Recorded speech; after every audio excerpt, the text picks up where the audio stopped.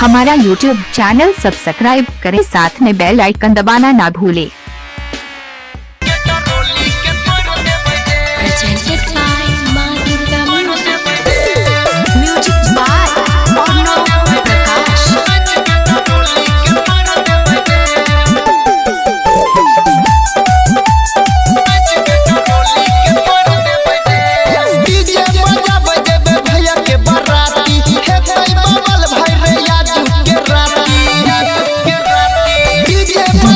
राज कटरा माल पूरन की के छोड़ देबै रे, माल पूरन की के छोड़ देबै रे। रे भाई नाच के, रे भाई नाच के, रे भाई नाच के टरोली के तोड़ देबै रे।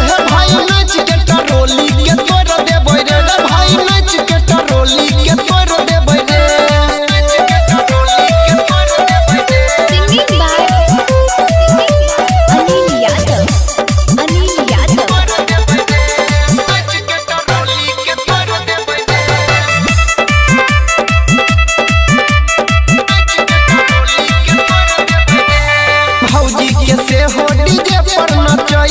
मैथिली गाना कमर हिलैबै, भौजी के से हो डीजे पर नचैबै। मैथिली गाना कमर हिलैबै। बजबै जे कियो मुँह फोड़ देबै रे, बजबै जे कियो मुँह फोड़ देबै रे। रे भाई नाच के, रे भाई नाच के, रे भाई नाच के टरोली के तोड़ देबै रे। भाई नाच के टरोली के तोड़ देबै रे। भाई नाच के टरोली के तोड़ देबै रे। राज कटरा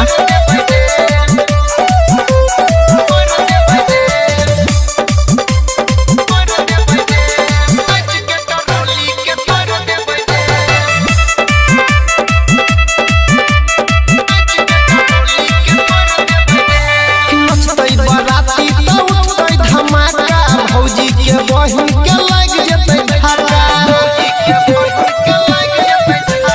नचतै बराती त उठतै धमाका।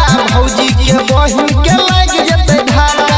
अनिल के देख मुँह मोड़ लेबै रे, गोपाल के देख मुँह मोड़ लेबै रे।